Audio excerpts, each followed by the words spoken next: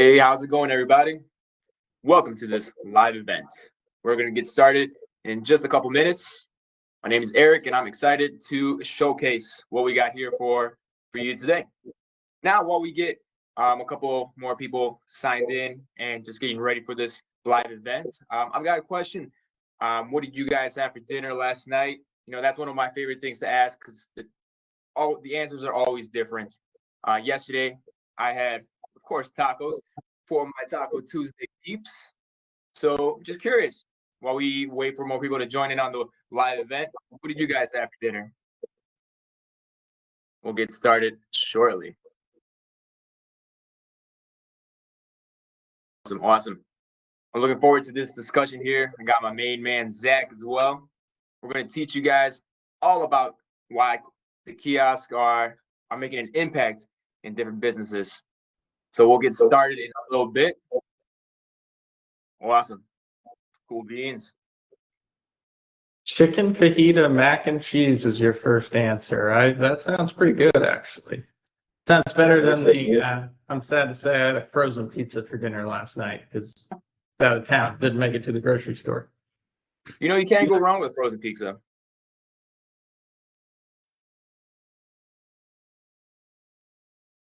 Awesome. Cool. Looks like we got a couple of attendees, and I don't want to waste anyone's time. We're going to get started on the hour. So welcome, everybody, to another live event hosted here by the Howard Company. My name is Erik Carranza. I'm a digital solutions specialist, and I'm here with my main man, Zach Rustad from the Nanonation team. Today, we're going to be talking about ordering kiosks and why you should use them for your restaurant. So before we get started, actually, you know what? Let's just go ahead and get started now. So moving on. Why are kiosks making a comeback? So a recent study done by Q has shown that different brands are looking at kiosks to implement them into their businesses. Why? Well, first and foremost, they are proven to increase revenue while at the same time lowering the operating cost. It's one thing that brands are looking at to implement into their businesses, and studies showing that kiosk is king. So, moving on to the next slide. Just curious, how would you describe your brand's current relationship with your kiosk or with kiosk in general? So we'll open up that poll now. And before we move on to the next slide, we'll just get a couple answers to feel how you would best describe your brand's current relationship with kiosks. We'll give you guys a couple seconds to answer this poll, and then we'll continue going.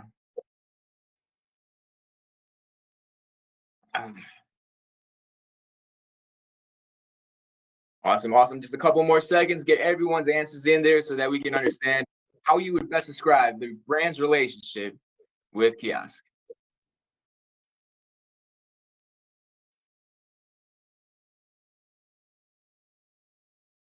All right.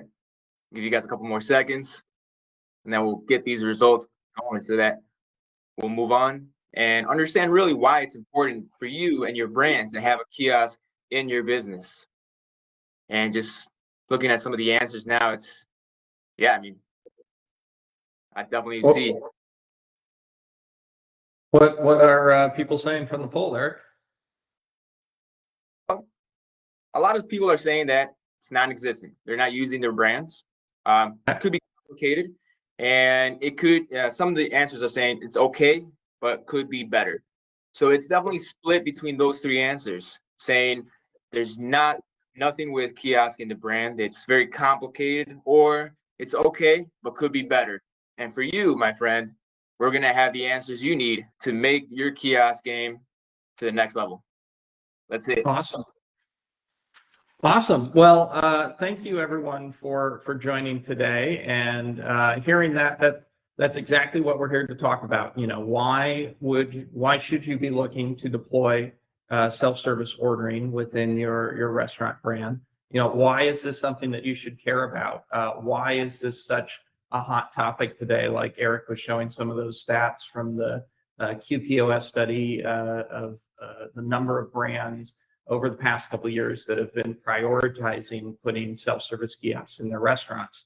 We're going to walk you through a lot of the why here today. I'd encourage everyone to join the follow-up sessions that we're going to have in the next couple hours for how to deploy kiosks and how to maximize the results that you get from those. But we'll try to give you a good overview in the first session here. But the reason kiosks are such a hot topic is, as we'll walk through this, I'll show you there's really very few other things that you can do within your restaurant that are going to give you the type of ROI that you're going to see from these. And it's because kiosks affect so many different aspects of your operation. They not only drive higher average order values, and we'll walk through a little bit of the why for that. They are rapidly becoming a preference for consumers, so it allows you to address what your audience is really looking for. They increase efficiency and accuracy within the restaurant, and they help you repurpose your labor and labor savings that can go along with this. And that is one of the big aspects. And so if we look at a real world example here that comes from some numbers that Shake Shack shared, they shared that after implementing kiosks, they were saving about 50 hours of labor per week per location versus the previous year from when they deployed kiosks. And so I did some quick math on that. That's about 2,600 labor hours per restaurant per year.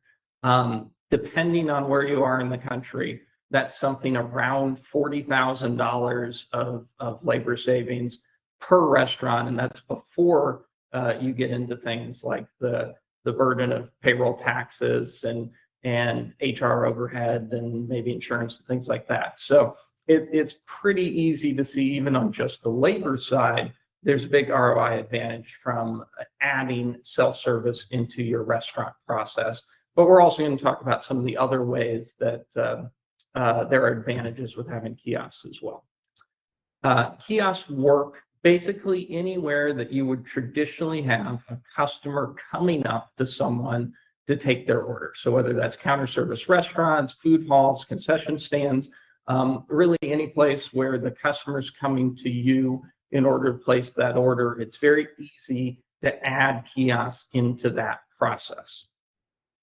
Let's talk a little bit about how this works. So from the customer's perspective, they're going to walk in and there's really just one or two components they're going to interact with. There's going to be a kiosk of some type, and we'll talk a little bit about hardware. And a payment terminal is generally going to be incorporated in or attached to that kiosk. But behind the scenes, there's a lot of different things that are going into this. So you're going to have your payment processing. There's going to be a point of sale system, and that's really a key component to how kiosks work that we'll talk through some more as well. A management system back end is generally going to be part of your kiosk setup, and that kind of becomes a central point for communicating with that POS. And this is where orders and menu are exchanged between those and the kiosk that someone is ultimately interacting with. And that's what then allows that order that's placed on your kiosk to flow through the point of sale into your kitchen display systems, your kitchen ticket printers, and depends on what your operation looks like, and maybe third-party systems as well. So you might be tying that management system in your POS into something like a loyalty program that you have for customers to earn points or free rewards as they place orders through your various channels. You might be using things like third-party text messaging services for whether this is simply text receipts, or maybe this is how you give order notifications to customers when the order is ready. But the point being, there's a lot of different things that are happening both in and outside of the restaurant in order to facilitate that, what is generally a fairly short, 1 to 2 minute interaction on the kiosk for that customer to be able to place an order. All these components come together to make it ultimately simple for them to do so. So let's talk about how some of that comes together and what that means for the customer during that short interaction. Mentioned earlier that customers are beginning to show a preference towards self-service ordering, or at least many customers are.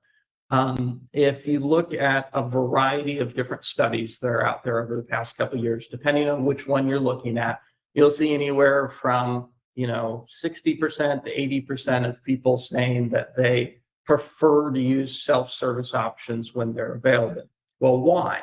One of the biggest changes over the last 4 or 5 years has been the rapid growth of online and mobile ordering. These were trends that got greatly accelerated during the pandemic, but it basically means that you have a large audience now that has gone through a process of seeing all the options in your menu, taking control of their order, being able to put together and place an order themselves.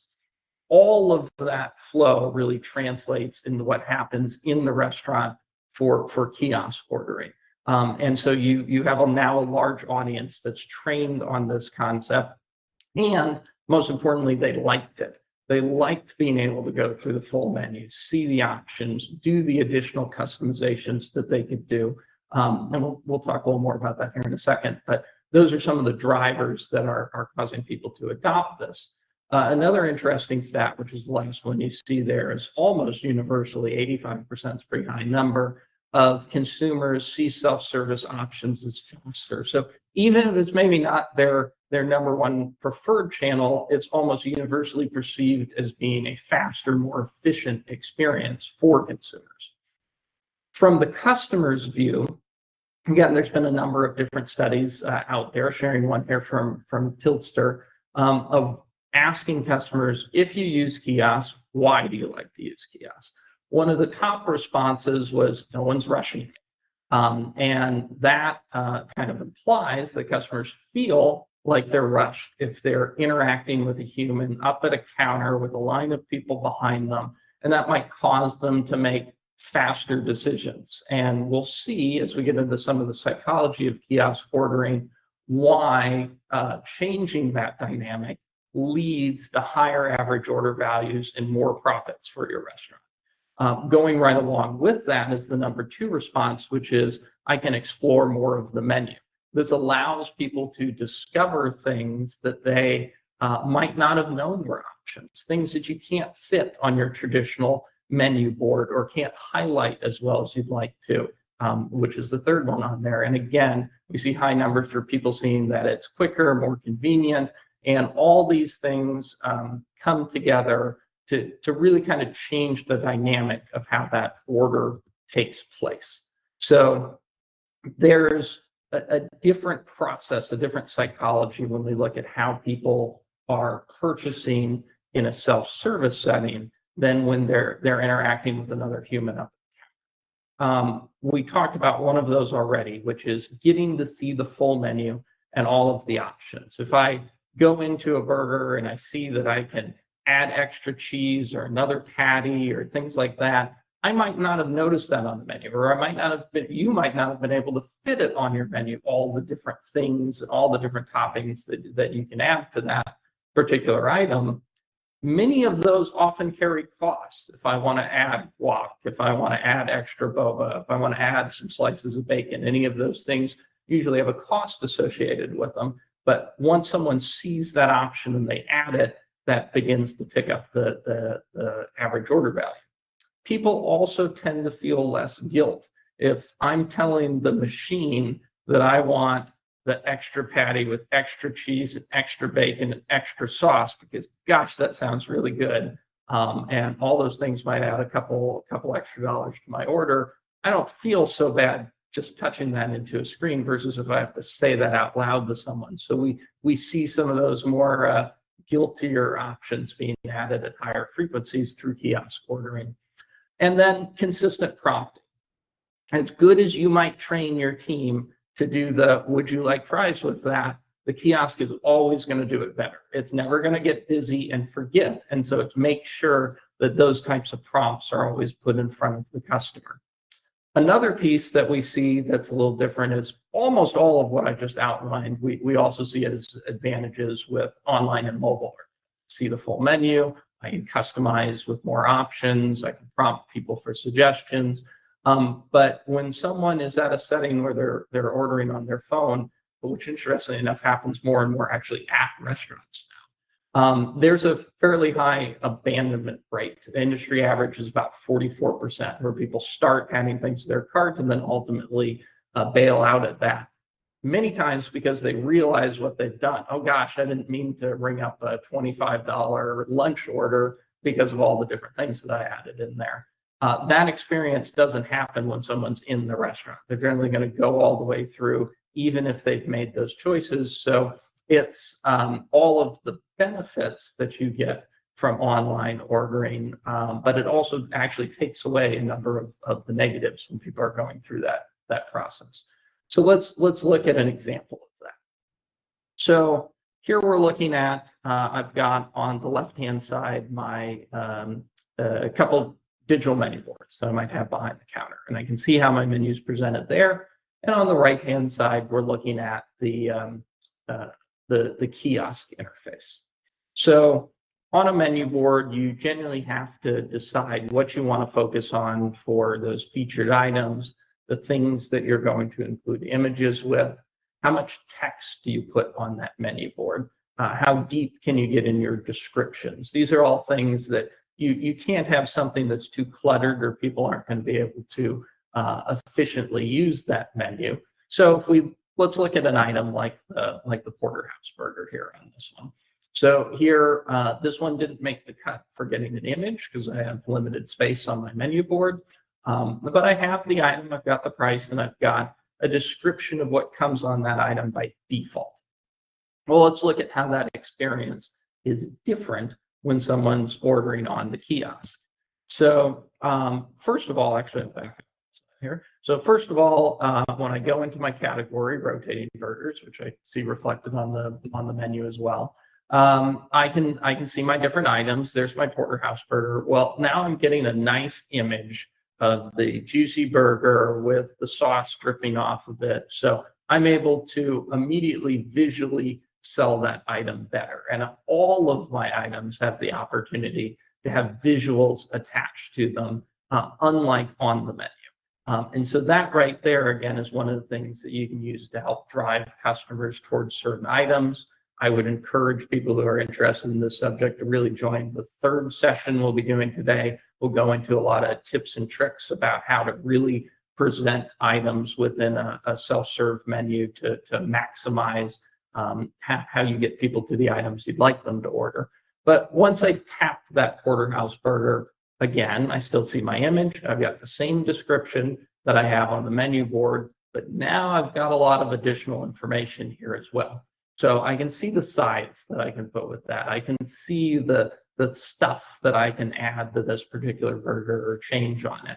And so I go, oh, I can add pepper jack to this. I love pepper jack cheese. I didn't know that was an option. It doesn't tell me that anywhere on the menu board. So I'd either have to know that, have seen that someplace else, heard someone else order it that way, or be asked by the person behind the counter. And that's probably not going to happen here. It's right in front of me. Yep, I want to go ahead and add that item. And I might do that with other things like bacon. Same thing. That sounds good. I'd like to add a little bacon to my burger because that's always good. And I don't have to do fries. I can do tots with this. Well, I just added an additional $2.50 to my order here. $1 from the bacon, 50 cents from the cheese, and the tots are $1 more than fries.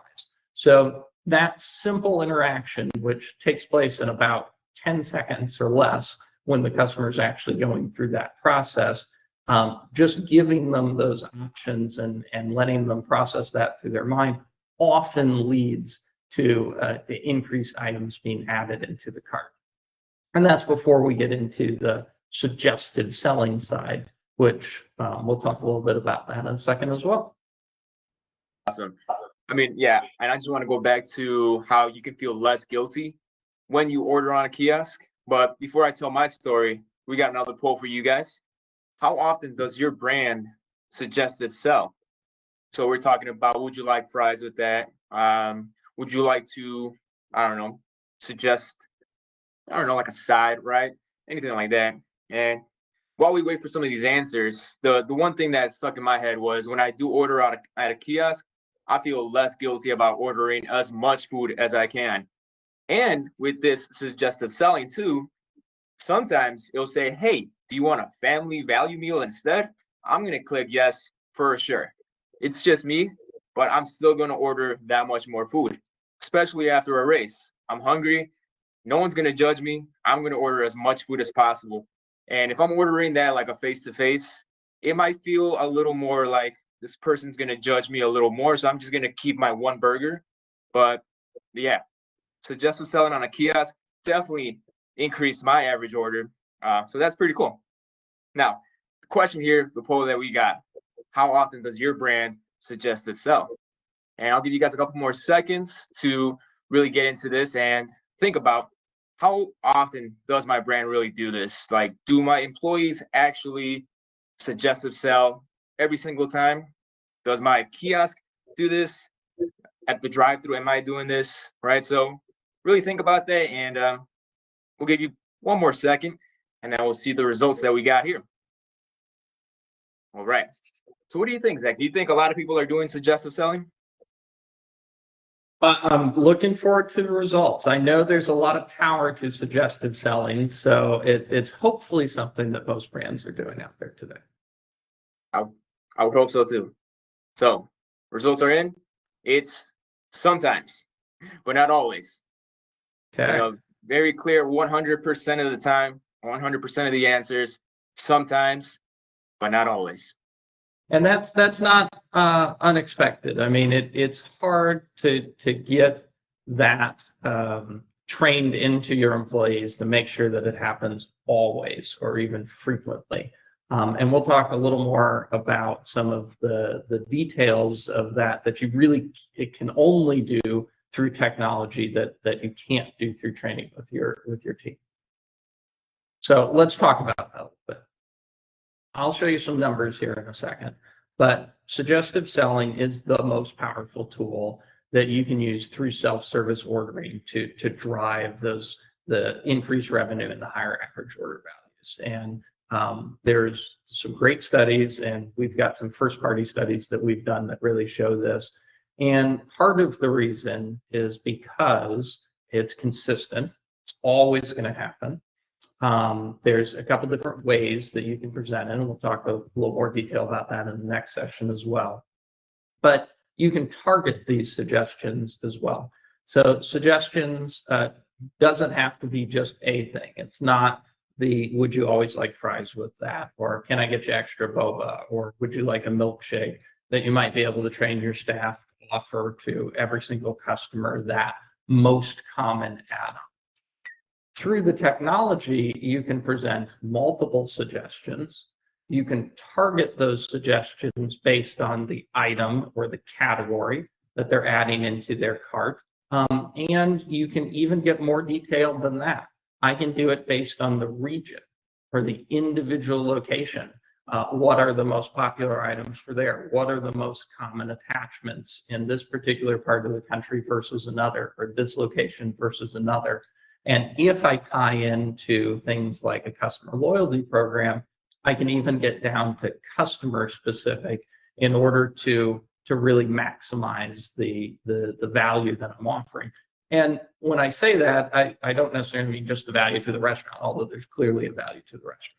But there's a value to the customer as well. If I'm able to know things that they would like, things that they're interested in, if I can suggest to them an additional item when they go through that interaction that now becomes part of what they associate with your brand, something they want to make part of their meal that leads to that enjoyment, that's a value to the customer too. And there are great ways to be able to use data collectively in order to make sure that's happening more often through the self-service process. And so let's take a quick look at that.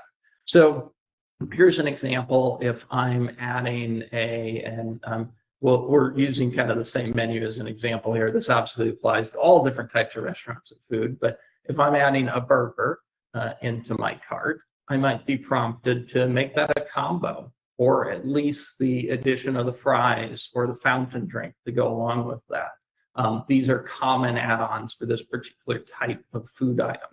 But if I'm adding a salad into my cart at the same restaurant, I might know that it's really unlikely that someone's going to add the fries or the cheesy tots to go along with their salad. So what are the proper things that I should prompt for here? It might be bottled water or almond milk or root beer, or there might be something else. And again, these suggestions can change over time based on the data and what people are choosing most often. Same thing, if I'm adding a kid's meal, I'm going to have specific add-ons or specific suggestions that are additional items that are particular to what that customer is adding into the cart.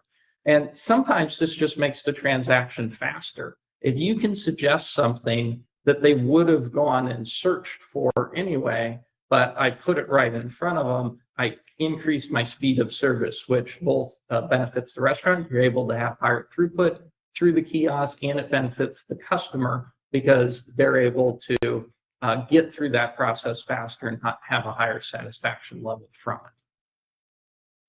So we talked about data around all of this. Where does the ROI come from when we're talking kiosks? So I want to take a few minutes to go through this. So we did a first-party data study with a number of our customers. So we looked over about a 3-month period at almost 3 million transactions. And these transactions were not just kiosk transactions. This was all transactions that happened within these restaurants. So it was counter service orders, kiosk orders, online and mobile orders, drive-through orders, all the different channels that someone could go through.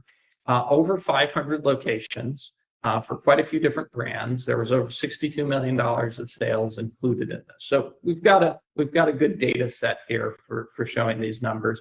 And we've since done smaller studies that have continually showed very similar, sometimes even higher results. What we found across all those different brands and types of restaurants was we had an average of about a $22 order through all the other traditional channels. And that included online, mobile, drive-through. Just adding kiosks into the restaurant. So no suggestive selling. Just adding kiosks, we saw about 7% higher average order values. So that right there, if you could generate 7% more revenue from all of your restaurants just by kind of those psychology aspects that we talked through of people adding additional items, feeling less guilt, seeing things that they didn't know that they could do with your food items, that's the type of results that we see. The reason why I keep mentioning suggestive selling, and we'll continue in some of the other sessions here as well, is because it's such an impact. That's where we see the 28% higher or 30 or 40, depending on some restaurants.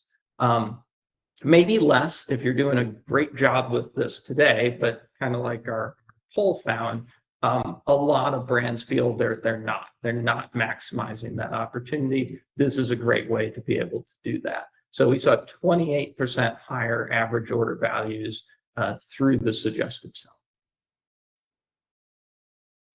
So let's talk about the return. I mean, this is the answer to the why. Why do you want to look at deploying self-service ordering kiosks within your restaurant, within your brand?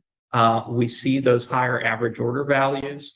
Again, we saw typical increases in the +$3, +$4 range for orders that were placed through the kiosk versus up at the counter. It gives you the ability to reallocate your staff. And let me talk about this for just a few minutes, because I think this is an important. Again, kiosks hit on a lot of different aspects of the business. As I talked to a number of different restaurant owners and operators, it's not necessarily about replacing staff. It's great when you're able to do things like the Shake Shack example, where you're able to have reduce the number of total labor hours per week.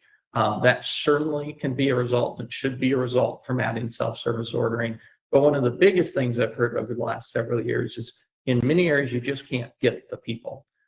This is a way to fill in so that the staff that you do have are able to be retasked and reallocated to productive areas of the restaurant. So food production, order fulfillment, and the real customer service that they should be doing, not just order taking, but actually helping people have a better experience within the environment. So many times what I'm hearing is it's not about reducing the amount of staff or letting people go. This is about augmenting the staff in order to make the restaurant more productive.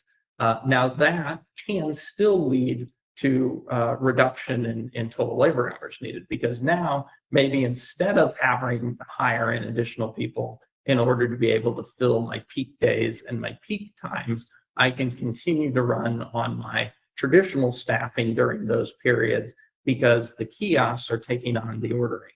And the kiosk is always going to be there. It's not going to call in sick. It's not going to not show up on a snow day, which, as I look out the windows here, we're in the middle of a blizzard here right now. So there's a lot of places that, including our office, that have a lot of people who didn't come in because they're not able to make it in the weather. The kiosk is always going to be there. And so when you compare that to what is a rising labor rate within the industry, and depending on the part of the country that you're in, we're seeing even higher numbers than we have on the slide here, but that kind of $9 to $15 an hour range in most of the country within the QSR and the fast casual space. It does not take very long to see that ROI, that payoff from implementing kiosks within your restaurant. We did get through that a little bit faster, so we have plenty of time to be able to take questions, dive into any aspects of this, and then I'll let Erik take it over from here. But I want to encourage any of our attendees that would like to get a little more into the weeds on how to make this happen in your restaurant. Stick around for our next session where we'll be going into that, and then the one following that, we'll get even deeper to some very specific techniques that you can use on maximizing how self-service ordering works within your space. Absolutely.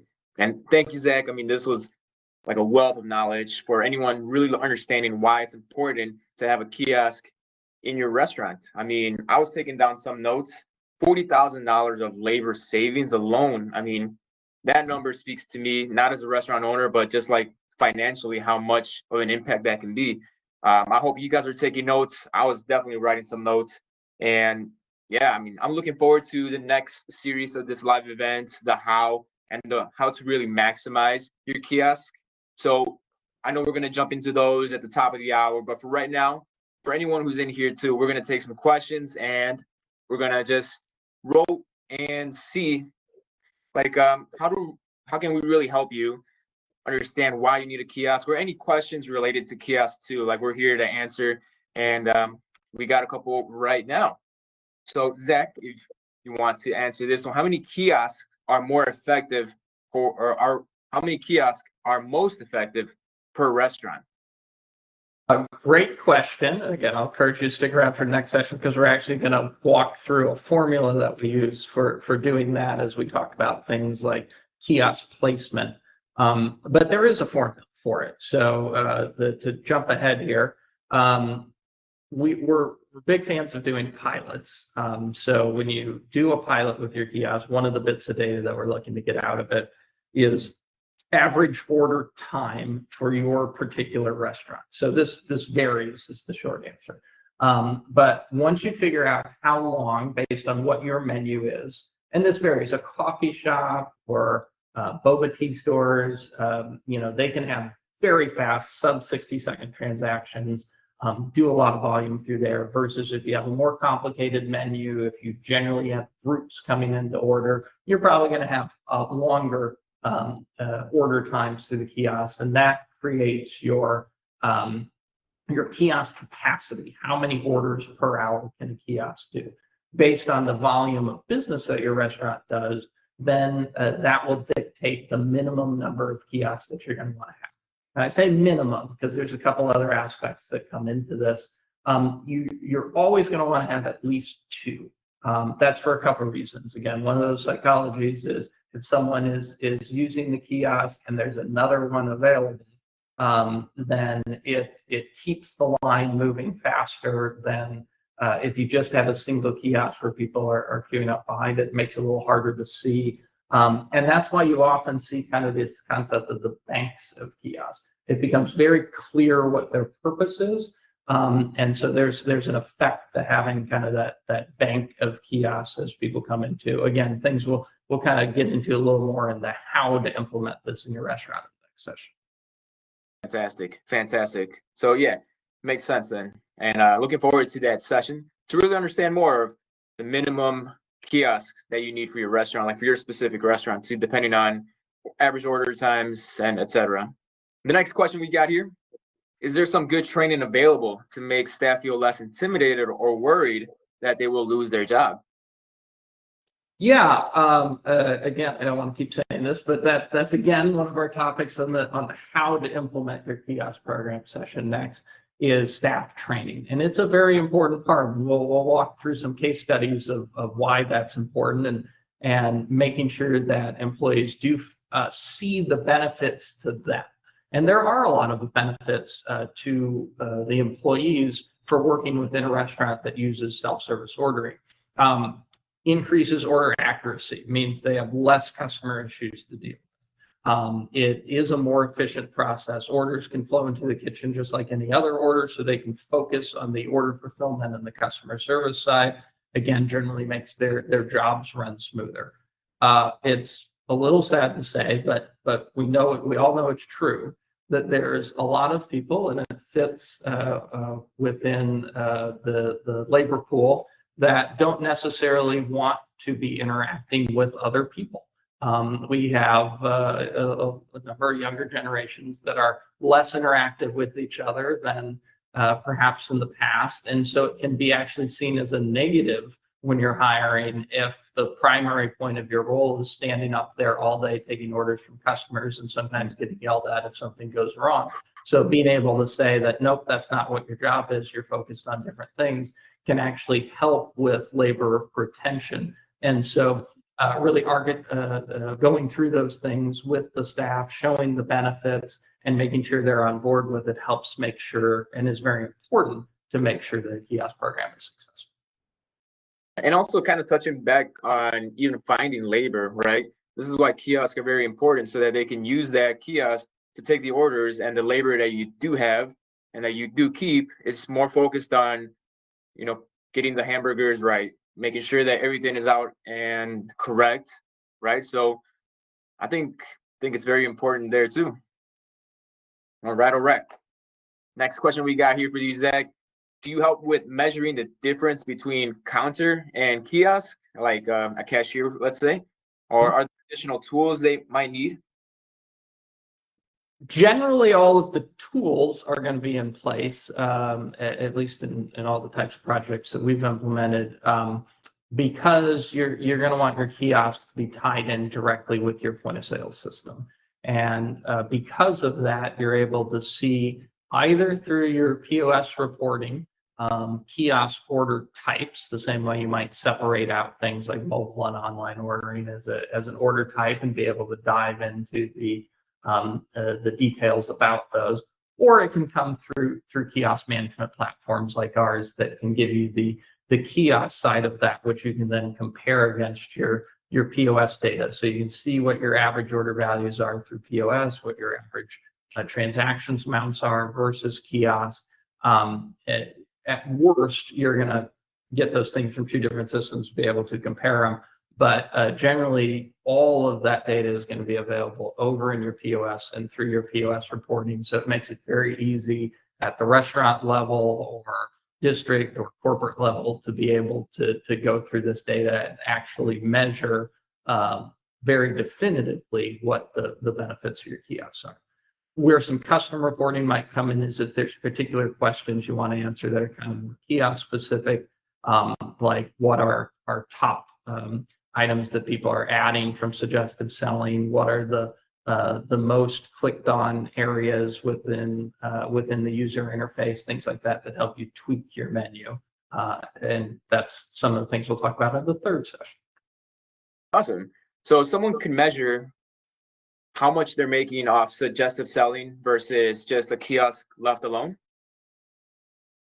Absolutely. Yep. And those are the types of A/B tests that you can do as well. One of the, since we're talking about data, another advantage of moving to a self-service ordering model is it gives you the ability to try out things in ways that were not necessarily easy to do beforehand.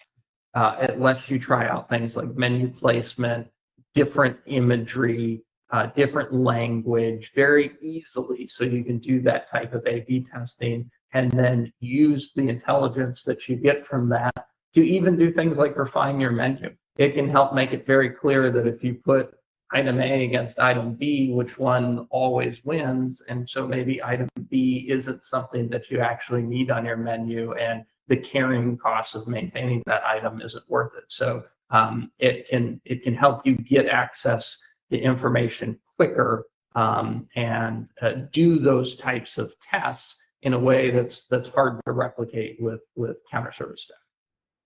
Is that something an owner is going to have to do like every single day? Like test A and test B, like this is the content I want to see, and then this is the content I want to test it against. Is that something the owner is going to have to do by themselves, or is someone else going to take like charge or take responsibility for that? It's absolutely something that groups like us presenting here, our company and Nanonation, can help our customers with, to be asking those questions of what are those things we're looking at, to architect what those A/B tests should look like, and then be able to help execute on them. Now, the tools that are made available to you through the point of sale system and kiosk management system certainly allow you to do those themselves. So if you have internal teams that are already asking those questions, or perhaps doing that type of A/B testing in other channels, this is another set of tools that let you do that within the restaurant. Awesome. Cool. All right, moving on to the next question here. We got one that says, how effective do you think order level versus item level upsells are? Is one better than the other, and should they be run in tandem, or is that overload for a guest? Great question. And I'm going to have very little talk about next session here, but that is, there are two different places where you can usually do the suggestive selling, either when an item is being added into the cart, or at the end of the process, right before someone goes to the checkout process, to basically be the, and don't forget you want one of these. They can be combined, and there are sometimes reasons to do both. I would say it depends on your menu. This is part of that menu design and engineering piece that we try to go through with customers to understand how people are interacting. It's a great thing that to be able to easily do A/B testing with as well, to see which ones actually result in higher additions. So all of these things that might be questions, the nice thing about the technology is it gives you a path to how you can come up with a definitive answer to it that's actually data driven, and make sure that you're maximizing the return that you get from these kiosks. The last part of that question, or is that an overload for the guest? It's something to be aware of. Each additional thing that you ask someone on the kiosk will increase the time that it takes them to get through that process. And then it can also potentially lead to customer frustration if they feel like they're being asked too many things. If they're being prompted over and over again and they just have to say no over and over again, that can lead to frustration. So you want these things to be natural. That's where, if you can target your suggestions to where they're really something that the customers are going to see as value, it's not seen as annoying them if you're putting something in front of them that they actually want. But if you're prompting every time you add an item, and then again at the checkout, it is one more screen that the customer has to go through. And so I would suggest testing both and using the one that's most effective. Sounds great. And just speaking about suggestive selling, is it possible to see what it would look like in real life? Absolutely. I actually have a kiosk in the room here with me, but give me one second, and it might. Yeah, let's just do that. We'll see if this shows up.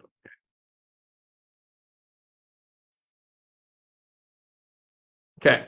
Hopefully everyone can see that. Okay, I'll try to zoom in, and I'm going to turn off the share here. So hopefully that's showing up nice and big for everyone. Yeah, it looks really good. Okay, so we'll actually show an example here. This menu should look like some of the screenshots we're showing in the presentation.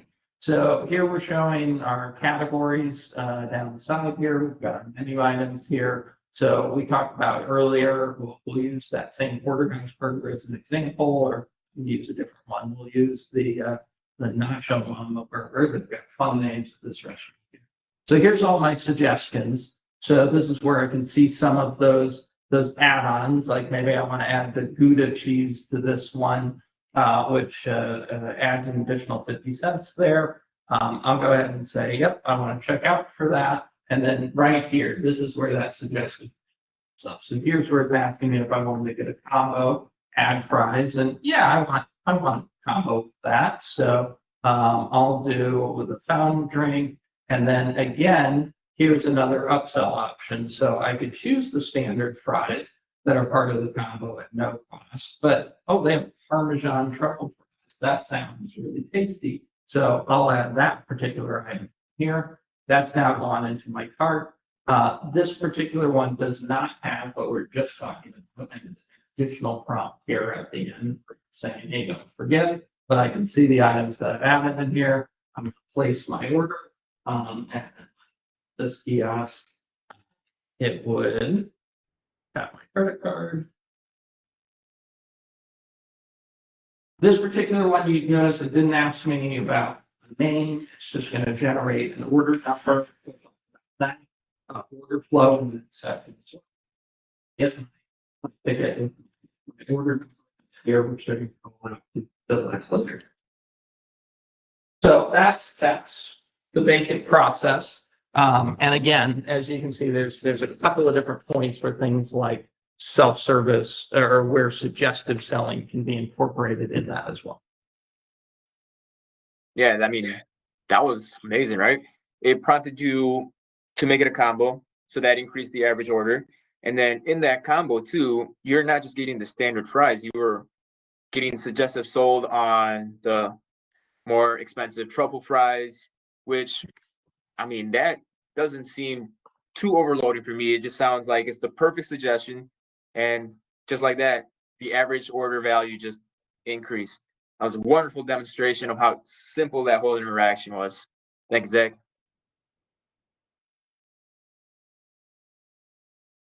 Awesome. Any other questions today? Cool.